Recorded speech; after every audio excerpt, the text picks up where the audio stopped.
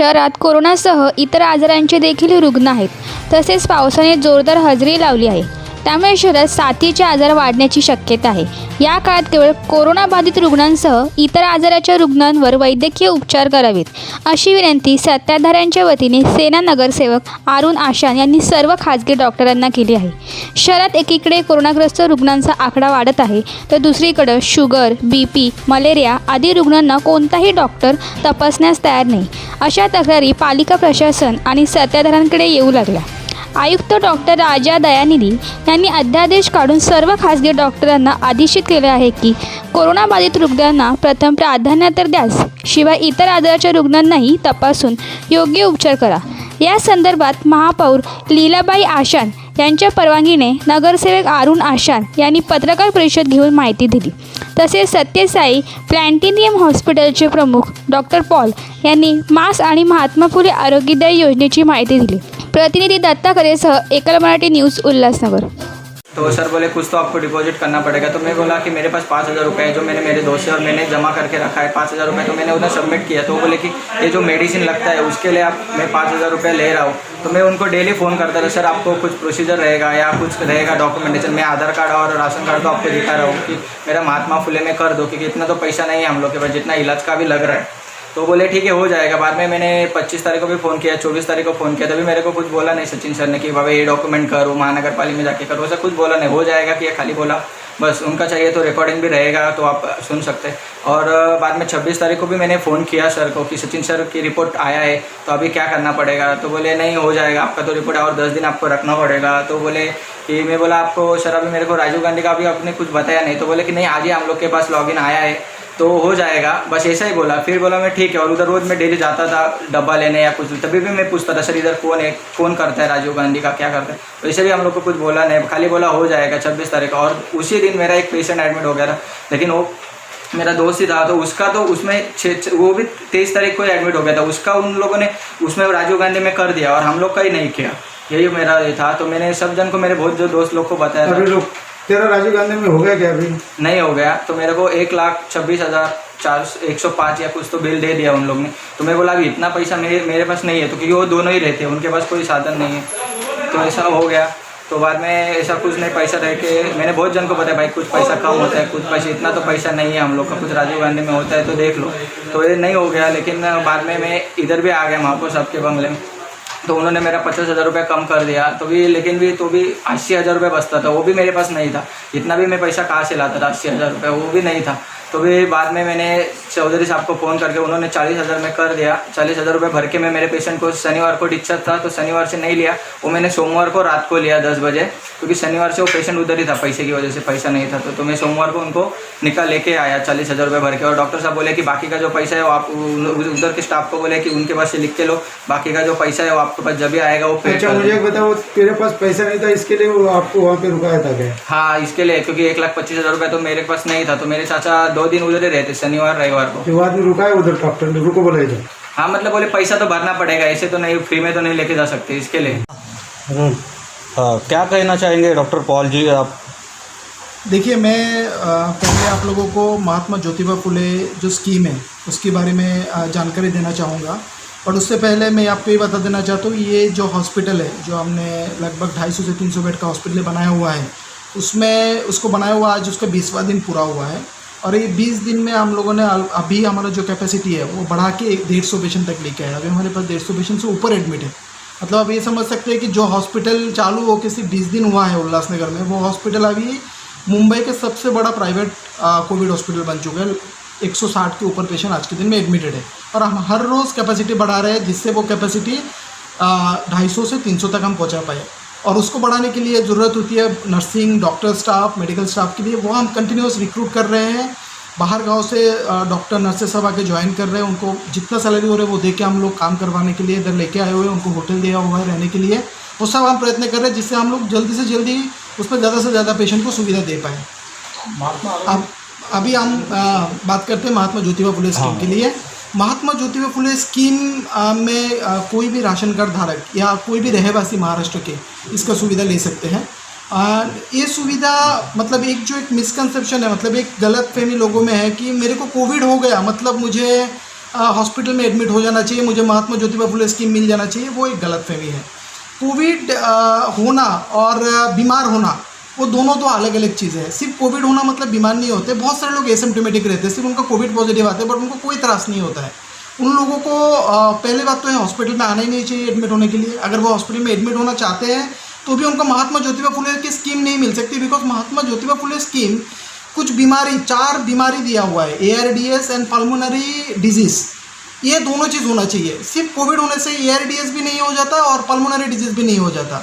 इसका मतलब है मतलब सिर्फ कोविड हुआ मतलब आप ये दोनों श्रेणी में आ गए, ऐसा नहीं होता। ये दोनों श्रेणी में आने अगर आप मतलब ये दोनों श्रेणी में आप बताना चाहते हैं कि आप दोनों श्रेणी के पेशेंट हैं तो कुछ टेस्ट करना होता है। जैसे आपका SpO2 लेवल कितना है, आपका ABG लेवल कितना है। अगर ये SpO2 और ABG टेस्ट में पता चलता है कि नहीं आपका जो ब्लड का सेचुरेशन है वो एक नॉर्मल पेशेंट जैसा है, मतलब एक नॉर्मल इंसान जैसा है, सिर्फ आपको कोविड है, उसका मतलब आपको इस स्कीम में कवरेज नहीं मिल सकता। आपको CCC या आपको होम क्वारंटाइन होना चाहिए। तो ये गलतफहमी पहले लोगों तक जो है वो थोड़ा दूर होनी चाहिए कि। और मैं तो ये बताना चाहूँगा सिर्फ कोविड होने के बाद घबराइए मत। मैंने ये देखा है कि अक्सर कोविड हो गया तो एकदम घबरा जाते हैं लोग और उनको लगता है कि नहीं तुरंत 5 मिनट में मुझे हॉस्पिटल के अंदर चले जाना चाहिए। ऐसा नहीं होता है। कोविड होने के बाद कुछ प्रिकॉशन लेने चाहिए, वो प्रिकॉशन लीजिए। आप घर पे होम क्वारंटाइन भी हो सकते हैं। आप आपकी रूम में अगर टॉयलेट की सुविधा अटैच है जो बाकी कोई लोग यूज़ नहीं करते, सिर्फ आप ही यूज़ करेंगे, तो आप होम क्वारंटाइन भी रह सकते हैं। अगर आपको सेचुरेशन में कोई तकलीफ हुआ, मतलब आपको सांस लेने में तकलीफ हुआ, उस टाइम में आप हॉस्पिटल में संपर्क कर सकते हैं। और अगर आपका सेचुरेशन गिर रहा है, मतलब आपका सेचुरेशन 85 या इसके नीचे आ चुका है, तो आप राजीव गांधी स्कीम को सुविधा लेके मुफ्त में ट्रीटमेंट भी ले सकते हैं। हाँ, अगर आप पूरा नॉर्मल है, आपका सेचुरेशन कुछ भी ड्रॉप नहीं हुआ, फिर भी आप हॉस्पिटल में एडमिट होना चाहते हैं, उस केस में महात्मा ज्योतिबा फुले स्कीम भी आपको हेल्प नहीं कर पाएगा, हॉस्पिटल भी आपको हेल्प नहीं कर पाएगा। नहीं, प्लेटिनियम हॉस्पिटल पर आरोप लग रहे हैं कि बहुत सारा बिल आप लोग गलत तरीके से कस्टमर के ऊपर मतलब ये कर रहे हैं करके मरीजों के ऊपर। एक ये जो जिन्होंने भी ये फैला रहे हैं वो कुछ ऐसे लोग होंगे जो उल्लासनगर का भला नहीं चाहते होंगे, क्योंकि उल्लासनगर में हमने जब ये हॉस्पिटल खोला था, हमने पहले दिन ही हमने एक कमिटमेंट किया था कि हम बहुत सारे चार्जेस लगाएंगे नहीं। जैसे PPE किट चार्ज जो कोई भी प्राइवेट हॉस्पिटल 70 से 80 हज़ार रुपये लगाते हैं, इन्वेस्टिगेशन चार्ज जो कोई भी हॉस्पिटल बहुत सारे अमाउंट लगाते हैं 30-40 हज़ार रुपये, इस तरह की चार्जें हम हमारे बिल पे नहीं लगा रहे। हम हमारे बिल में फिक्स प्रिंट कर दिया है, उसमें आप देख सकते हैं। अगर आप बिल की कोई कॉपी लेंगे उसमें देखेंगे बहुत सारे चार्जेस जीरो है, जो बाकी प्राइवेट हॉस्पिटल लगा रहे हैं हम नहीं लगा रहे। हमारा बिल बाकी हॉस्पिटल के मुताबिक सिर्फ 30% है, ये मैं दावे के साथ बोल सकता हूँ, आप किधर भी कंपेयर कर लीजिए। तो मैं यही बोलना चाहूँगा, जो भी लोग हॉस्पिटल के बारे में नेगेटिव फैला रहे हैं वो ये नहीं चाह रहे हैं कि उल्लासनगर में कुछ ट्रीटमेंट मिले, वो चाहते हैं कि लोग डोंबिवली कल्याण या थाने जाके 5-5 लाख रुपए खर्चा करें उल्लासनगर के पेशेंट को। उल्लासनगर में बिल को लेके जो आरोप लग रहे हैं उस बारे में बताइए। बिल को जो मैं वही बता रहा हूँ आपको, बिल को लेके ये जो आरोप कर रहे हैं ना, वो कुछ ऐसे लोग हैं वो चाहते हैं कि वो पेशेंट उल्लासनगर में ट्रीटमेंट ना ले, वो डोंबिवली कल्याण में जाके 2-5 लाख रुपए खर्चा करें। यहाँ पे लोगों को 60-70 हज़ार में ट्रीटमेंट हो रहे हैं, वो कुछ लोगों को जम नहीं रहे, उसके ऊपर मैं कमेंट नहीं कर पाऊंगा। मैं ये बोल पाऊंगा हमारा जो बिल है वो सरकारी मान्यता जो रेट लिस्ट है उसी हिसाब से बिल हो रही है सारे पेशेंट। कुछ लोगों का बिल जो सोशल साइटों पे घूम रहा है 1.5 लाख 1.25 लाख के आसपास बिल है, और उनका ऐसा कहना है कि वो 5,000 रुपये डिपॉजिट जमा किए थे। शिवसेना के कोई पदाधिकारी हैं जिनका ये बिल घूम रहा है, इस बारे में क्या कहना है? ये जो पेशेंट जब हॉस्पिटल में एडमिट हुआ था, पेशेंट को हॉस्पिटल में एडमिट किया, उसके बाद उस टाइम में कोई डिपॉजिट नहीं था, तो हमारे स्टाफ ने 5,000 रुपये में उसको एडमिट किया, करके उसको एडमिट चालू किया। पेशेंट को हॉस्पिटल में छोड़ने के बाद वो रिलेटिव कभी नहीं आया डिस्चार्ज होने तक पेशेंट को देखने के लिए। मगर ये पेशेंट जब डिस्चार्ज का समय आ गया तो आके बोलने लगा कि मुझे महात्मा ज्योतिबा फुले स्कीम की सुविधा चाहिए डिस्चार्ज के टाइम में। और ये हमारे ऊपर ये आरोप लगा रहे हैं कि हमने पहले दिन ही बताया महात्मा ज्योतिबा फुले स्कीम का सुविधा लेना है। अगर आपने पहले दिन ही बताया होता महात्मा ज्योतिबा फुले स्कीम लेना है तो 5,000 रुपये भी हम नहीं लिए होते थे आपसे। मतलब कहीं तो आपने बोला नहीं था या कहीं पे कोऑपरेट नहीं किया, सिर्फ डिस्चार्ज के टाइम में आपको सुविधा लेनी है या हॉस्पिटल को ब्लैकमेल करना है, इस हिसाब से आपने उस पेशेंट ने इस मैसेज को वायरल किया है या उनके रिलेटिव ने जो भी किया है। फिर भी हमने पेशेंट के रिलेटिव को बार बार बुलाने की कोशिश किया जब डिस्चार्ज उसका डिक्लेयर हुआ है, बट रिलेटिव आया नहीं। मैं सोशल मीडिया पे मैसेज हॉस्पिटल के बारे में आरोप लगा रहे थे। जब हॉस्पिटल के सामने वो रिलेटिव आए, हॉस्पिटल ने जितना हो सके पेशेंट को डिस्काउंट करके दिया है। महापुर साहब ने भी उसके लिए फ़ोन किया और बाकी भी नेतागण जिन्होंने फ़ोन किया, हमने बोला गया था उनको 50,000 डिस्काउंट देने, सिर्फ उसने टोटल बिल में से 40,000 पे किया, 70-80 हज़ार पे ही नहीं किया, डिस्काउंट पे चला गया। बट फिर भी मैंने वो रिलेटिव को यही समझाया कि हम तब भी आपको महात्मा ज्योतिबा फुले में करने की कोशिश करते थे, मगर महात्मा ज्योतिबा फुले क्या बोलते हैं, जब पेशेंट का आप ट्रीटमेंट कर रहे होते हैं तो कुछ बेड में पिक्चर लेने होते हैं। जैसे पेशेंट वेंटी लगा हुआ है तो उसका पिक्चर लीजिए आप उसी डेट का, फिर पेशेंट का ABG रिपोर्ट होता है, ब्लड में कितना ऑक्सीजन है कितना कार्बन है, वो एक मशीन जनरेटेड रिपोर्ट होता है, वो पुराना डेट में आप नहीं ले सकते। तो ये सब रिपोर्ट हमने लिया ली है पेशेंट का, जो महात्मा ज्योतिबा फुले के लिए चाहिए होते हैं, तो उसका क्लेम कैसे पास होगा आज के दिन में, क्योंकि उसने डिस्चार्ज के दिन पे बोला उसको महात्मा ज्योतिबा फुले लेना है। नहीं, लोगों का आरोप है कि आप जो है पैसे वाले या जिनके सोर्सेज है उनको आप महात्मा फुले स्कीम का पैसा फ़ायदा दे रहे हैं, और जबकि गरीबों को उसका बेनिफिट आप नहीं दे रहे हैं। नहीं, ये बेबुनियाद है। मुझे तो पता भी नहीं चलता कौन पैसा वाला है और कौन पैसा वाला नहीं है, बिकॉज मुझे अगर मैं 170-180 पेशेंट एडमिट करके रखा हूँ आज के दिन में, तो मुझे नहीं पता चलता कि उसमें से अमीर कौन है गरीब कौन है, और मैं किसी को पूछता भी नहीं। मैं सिर्फ एक ही चीज़ पूछता हूँ, आधार कार्ड भेजिए और आपका RT-PCR रिपोर्ट भेजिए। मेरा तो ये शब्द लोगों को रिकॉर्ड भी हो गया कि किसी ने आधार कार्ड और RT-PCR रिपोर्ट पूछा तो वो डॉक्टर पॉल है। तो ये जो चीज़ है ना, ये गलत फहमी है। मैं किसी को पूछता नहीं हूँ कि आप कितना कमाते हैं कितना नहीं कमाते, वो भी लिख के भेजिए या इनकम टैक्स का सर्टिफिकेट भेजिए। गलत फहमी है, लोग ये सब फैला रहे हैं। बट मैं आपको बता रहा हूँ कि मैं बहुत ही ज़्यादा से ज़्यादा लोगों को सर्विस देने की मेरा पूरा नियत रह रहा है, और मैं उधर वही कोशिश कर रहा हूँ कि ज़्यादा से ज़्यादा डॉक्टर आए और एक कैपेसिटी जो अभी 160 है उसको कैसे 300 तक पहुँचाया जाए और उल्लासनगर के ज़्यादा से ज़्यादा लोगों को सर्विस दिया जाए। दूसरा, कैश पेमेंट का क्या मामला है? कैश पेमेंट ही आप लेते हैं, ऑनलाइन पेमेंट नहीं लेते? नहीं, कैश ऑनलाइन सारे पेमेंट अवेलेबल रहते हैं। ऑनलाइन में बहुत टाइम साइट डाउन रहता है, बट ऐसा कुछ नहीं है। पेशेंट जैसा चाहे, अगर गूगल पे करना चाहते गूगल पे करते हैं, बहुत लोग घर पे बैठ कर ऑनलाइन ट्रांसफ़र करते हैं, बहुत लोग फ़ोन पे बोलते थे डिस्काउंट दे दो, हम व्हाट्सएप में डिस्काउंट दे देते हैं। जो भी कर सकते हैं हम कर रहे हैं उल्लासनगर के लिए। बाकी हर इंसान की एक लिमिटेशन होती है, हम भी अपने लिमिटेशन में बंधे हुए रहते हैं। महात्मा ज्योतिबा फुले स्कीम का भी कुछ लिमिटेशन है, वो अपनी लिमिटेशन पे बंधे हुए हैं। सब अपना अपना काम कर रहे हैं, चाह रहे हैं ज़्यादा से ज़्यादा लोगों को सर्विस में। तो अभी तक महात्मा फुले योजना कितने लोगों को बेनिफिट दे चुके हैं? आज के दिन में मैं आपको बताऊंगा कि हमारे यहाँ पे कम से कम UMC म्यूनसिपल कॉरपोरेशन और महात्मा ज्योतिबा फुले की योजना के दौरान 30 से ज़्यादा लोगों को सुविधा मिल चुकी है, जो लोगों ने मुफ्त में ट्रीटमेंट ले चुके हैं। और हमने एक महात्मा ज्योतिबा फुले के लिए कस्टमर केयर नंबर जारी करके रखा हुआ है। वो कस्टमर केयर नंबर पे आप संपर्क कर सकते हैं, अपना राशन कार्ड आधार कार्ड भेज सकते हैं। वो लोग आपको जानकारी देंगे कि आपको क्या क्या डॉक्यूमेंट सबमिट करना है। और मैं लोगों को ये बताना चाहूँगा, कोविड हो गया, आपकी पेशेंट को अपने हॉस्पिटल में छोड़ दिया, इससे नहीं महात्मा ज्योतिबा फुले हो जाता है। महात्मा ज्योतिबा फुले को बहुत डॉक्यूमेंट चाहिए होती है, वो डॉक्यूमेंट आप नहीं भेजेंगे तो महात्मा ज्योतिबा फुले स्कीम हमें पैसा नहीं देगा। ट्रीटमेंट होने के बाद, हमारा प्राइवेट हॉस्पिटल है, हमें पेशेंट को ट्रीटमेंट करने के बाद अगर पैसा नहीं मिला, मेरे जो डॉक्टर है जिनको मैं 3 गुना 4 गुना सैलरी देके बाहर से लाया हुआ है, लुधियाना से, पंजाब से, दिल्ली से लाया हुआ है, नर्स जो आया हुआ है नागपुर से, पालघर से, ये लोगों को मैं सैलरी कैसे दूंगा? तो मुझे भी उसका क्लेम सेंक्शन चाहिए, और क्लेम सेंक्शन के लिए डॉक्यूमेंट चाहिए। तो ये निवेदन है कि सिर्फ राजीव गांधी का नाम पे पेशेंट को हमारे हॉस्पिटल में थोप के मत जाइए, डॉक्यूमेंट भी दीजिए, साथ में कोऑर्डिनेशन कीजिए हमें, जिससे हमें अप्रूवल मिले पेशेंट को ट्रीटमेंट देने के लिए। और अप्रूवल मिलेगा तो हमें बाद में पैसा मिलेगा, वो बाद में मिलता है बट फिर भी मिलेगा। बट इसलिए मैं आपसे यही निवेदन करूंगा कि सिर्फ राजीव गांधी के पेशेंट के नाम पे हमारे यहाँ पे पेशेंट छोड़ के घर पे मत चले जाइए, हमारी टीम से कोऑर्डिनेट कीजिए और जो भी डॉक्यूमेंट हमारा टीम बोल रहे हैं वो हमारे हॉस्पिटल को दीजिए। महानगर पालिका से आपको क्या सहायता मिल रही है? महानगर पालिका से क्या सहायता मिल रही है? एक प्राइवेट हॉस्पिटल है, हम ज़्यादा सहायता के लिए महानगर पालिका से जा भी नहीं रहे हैं। महानगर पालिका ने हमें बिल्डिंग अधिग्रहण करके दिया है, उसके लिए हम महानगर पालिका का हमेशा आभार रहेंगे।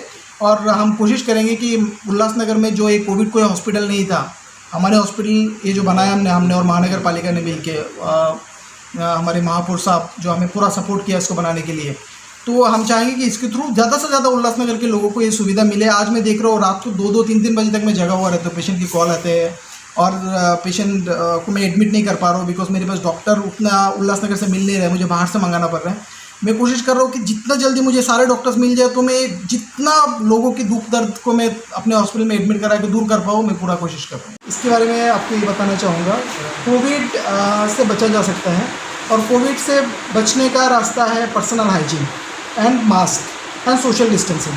अभी मेरा जो ऑब्जर्वेशन में उल्लासनगर में, उसमें मैंने ये अक्सर देखा है कि हम बहुत गलत तरीके से मास्क पहन रहे हैं। उसमें मैं ये बताना चाहूँगा, कुछ लोग मास्क काफ़ी छोटा पहन रहे हैं और काफ़ी टाइट पहन रहे हैं। तो उससे क्या होता है, अगर आप छोटा और टाइट मास्क पहनते हैं तो वो आपकी मुंह को बहुत ज़ोर से लगा हुआ रहता है, और आपकी मुंह से जो थूक है वो आपकी मास्क को लगता रहता है, तो आपका वो मास्क का सामने वाला पोर्शन से वायरस पेनिट्रेट होकर आपके मुंह के अंदर जा सकता है। तो एक तो है कि आपको उस तरह का मास्क नहीं पहनना चाहिए, आपको ऐसा कुछ मास्क पहनना चाहिए जिसमें आपका जो मुंह और जो मास्क है उसके बीच में थोड़ा सा गैप रहे, जिससे आपकी मुंह का जो थूक है वो से मास्क गीला ना हो। और दूसरी बात ये है कि मास्क आपको ऐसे पहनना चाहिए जिसमें आपको पता चले कि मास्क का आगा कौन सा है और पीछा कौन सा है। तो आप बहुत टाइम क्या गलती कर रहे हैं कि मास्क को आप ऐसे पहन रहे हैं बट आगा पीछा पहचान में नहीं आता है, तो पता चला कि अगली बार ऐसे भी पहन लिया, तो जो पोर्शन वायरस को एक्सपोज हो रहा है उसको आपने वापस मुंह पे लगा लिया। एंड तीसरी बार मैंने देखा कि आप मास्क वो बहुत बार रीयूज़ करते हैं। मास्क रीयूज़ नहीं करना चाहिए, और करना भी चाहिए तो उसको पहले गर्म पानी में या धूप में रखने के बाद उसको पहनना चाहिए, क्योंकि वो वायरस उसमें रह जाता है। अब जब वापस पहनते हैं तो आपने पूरा दिन समझिए मास्क पहन के घूम लिया, और वापस आके आपने उल्टा पहन लिया उसको या वापस पहन लिया, तो आपको पता चला पूरा दिन का आपने जो प्रिकॉशन लिया वो शाम को आके अपने वायरस अपने अंदर ले लिया। तो काफ़ी सारे ये मास्क रिलेटेड जो चीज़ें हैं उसमें आपको प्रिकॉशन लेना चाहिए, और मास्क बहुत अच्छी तरीके से पहनना चाहिए, और मास्क को नाक से लेके छींक तक कवर होना चाहिए। बहुत लोग मैंने देखा सिर्फ मुँह कवर है। आपको ये चीज़ समझना चाहिए कि जो वायरस है ये हमारे थूक के साथ निकलता है, और वो जो थूक और मुंह से जो नाक से जो हवा निकलती है उसमें जो वाटर ड्रॉपलेट रहते हैं उसके साथ वो वायरस जाता है, और वो जितना दूर तक वो जाता है उतना दूर तक वायरस जा पाता है। तो इसलिए आपको उतना ही डिस्टेंस मेंटेन रखना चाहिए कि जिससे एक आदमी जब बात कर रहा है उसका मुंह से थूक आपकी बॉडी को टच ना कर पाएगा। तो आपको किसी भी इंसान से जब मिलेंगे तो आपको उतना डिस्टेंस आपको मेंटेन रखना है। तो उससे क्या हो जाएगा कि वो सामने वाला आदमी अगर बीमार भी है तो आप बीमार नहीं पड़ेंगे। और मास्क आप जो पहन रहे हैं उसको अगर घर पे लेके जाकर वॉश कर ले रहे हैं तो मास्क को जितना पोर्शन एक्सपोज हुआ है वो वायरस फिर आपको बॉडी में नहीं जाता। और तीसरा एक ये भी चीज़ है कि हम जो कपड़ा पहन के समझिए अगर बाजार गए और बहुत लोगों के बीच में गए तो वो कपड़ा भी हमको उसी दिन धो लेना चाहिए। तो उससे क्या हो जाता है कि अगर उस कपड़े में भी किसी का थूक लगा हुआ है तो वो वायरस आपको दूसरी जगह पे टच नहीं होता है। आपके बच्चे या आपके घर में अपनी मम्मी पापा रहते हैं जो बहुत ज़्यादा आसानी से बीमार हो सकते हैं, वो लोग उससे बच सकते हैं। इसलिए आप अगर आप बाहर घूम के आए तो कपड़ा बाहर ही अगर खोल लेंगे या इमीडिएटली बाथरूम में जाके बाथरूम में कपड़ा धो लेंगे तो उससे भी आपके घर वाले बीमार होने से बच जाएंगे। मैंने बहुत बार ऐसा देखा है कि बेटे को कुछ नहीं हुआ, बेटा बाहर काम कर रहे हैं, माँ बाप घर से नहीं निकलते मगर माँ बाप पॉजिटिव निकले। क्यों? बिकॉज बेटे को जो उम्र कम है तो उसको रोग से लड़ने की शक्ति ज़्यादा है, और माँ बाप जो घर में बूढ़े हैं उनको लड़ने की शक्ति कम है, तो उनको थोड़ा सा भी वायरस गया तो वो बीमार हो सकते हैं। तो इसलिए मैं ये भी बोलूँगा कि आप अपनी जो अंदर की शक्ति है, जो रोग प्रतिरोधक शक्ति है, उसके लिए भी आप लोग थोड़ा सोचिए और खान पीन में सुधार लाइए। जैसे दारू पीना एकदम बंद होना चाहिए, बिकॉज दारू से क्या होता है आपका लीवर डैमेज होता है, और लीवर डैमेज हो गया तो आप आपकी जो बॉडी में जो रोग प्रतिरोध की जो एंजाइम रेडी होती है वो नहीं हो पाएगी, तो आप बहुत आसानी से बीमार गिर जाएंगे।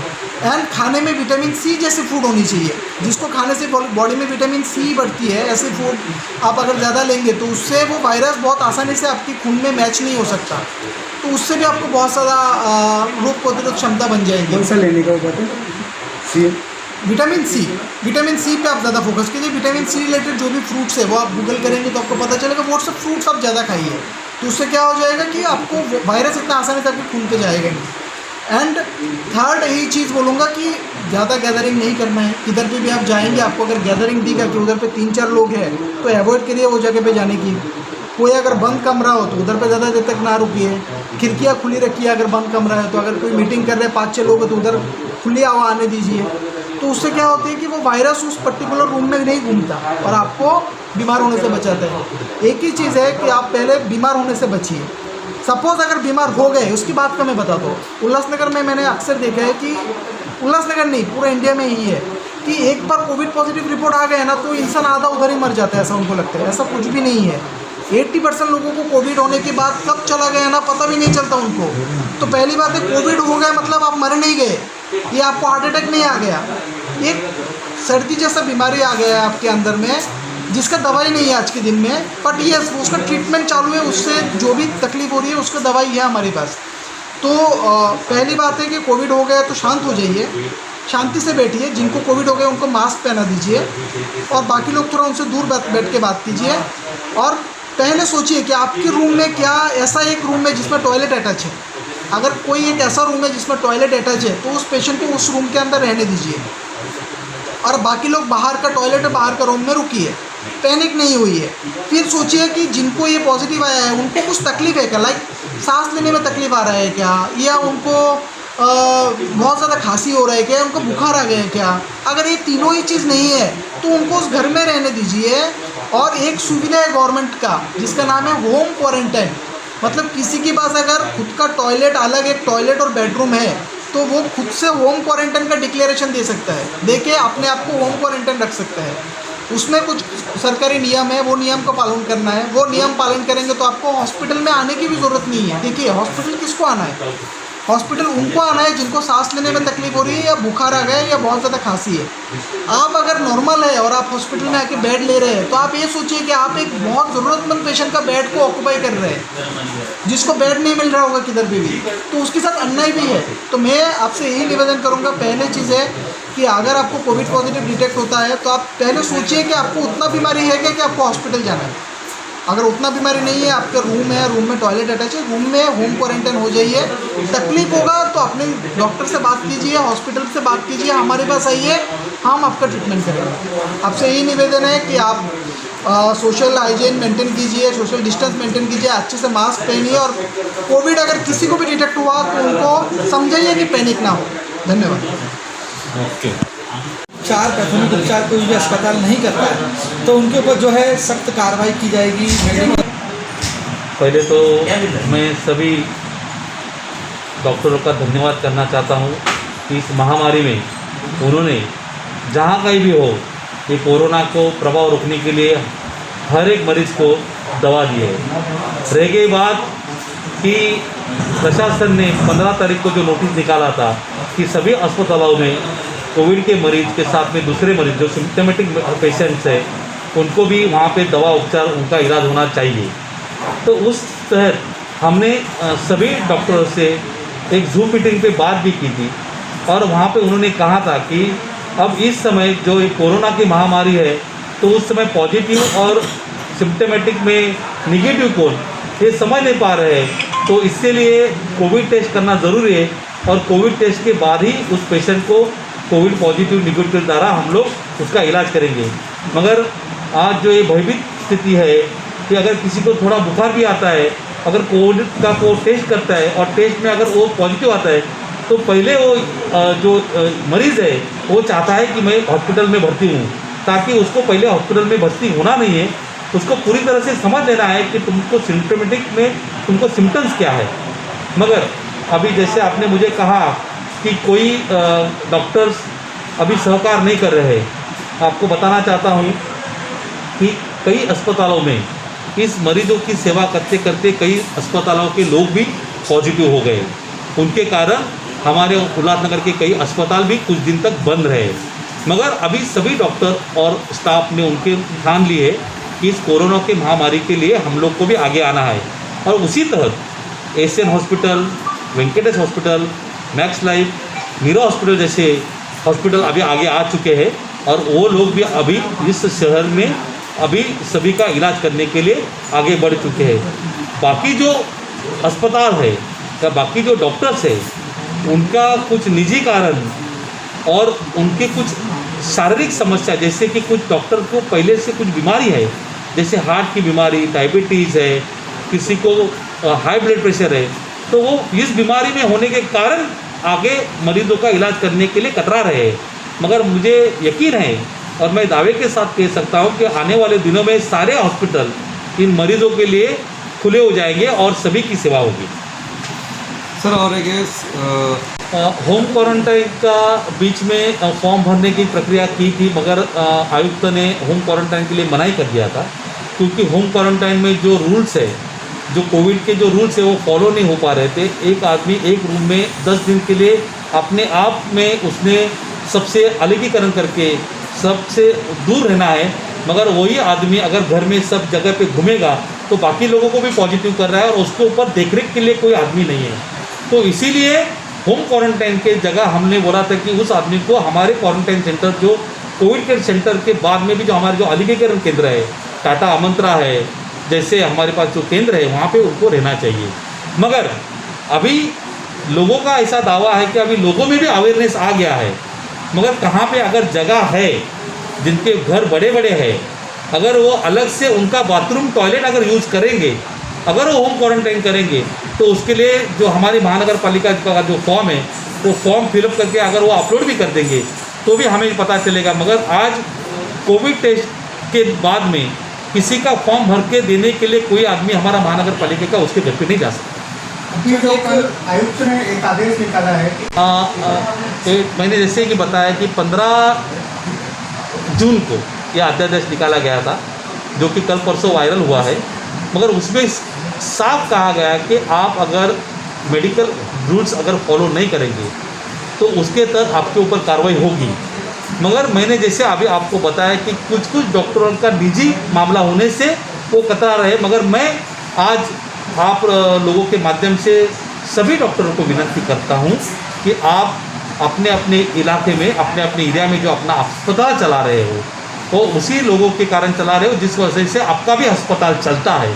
तो आज उनके ऊपर जो इलाके के लोगों के ऊपर जो आज ये कोरोना का संकट आया है, तो आप डॉक्टर, आप भगवान का रूप हो, तो आप प्लीज़ अपना अस्पताल चालू रखिए और इन मरीजों का इलाज कीजिए। मुझे यकीन था कि ये सवाल ज़रूर हमारे लिए उठेगा कि शासन प्रशासन इन अस्पतालों के ऊपर क्या कार्रवाई कर रही है। मैं आपको बताना चाहता हूँ कि हमारा एक टीम जो है वो इसके पीछे काम कर रही है और उसके जो हिडन हमने जो लोग रखे हुए हैं वो अस्पतालों में जाके उनकी संख्या कितनी है, उनके कितने बेड्स अवेलेबिलिटी है, कितने पेशेंट कभी आए हैं, उसकी पूरी जानकारी ले रहे हैं। उसके लिए हमारे कुछ लोग अस्पतालों में जाके मुआवजा भी ले रहे हैं।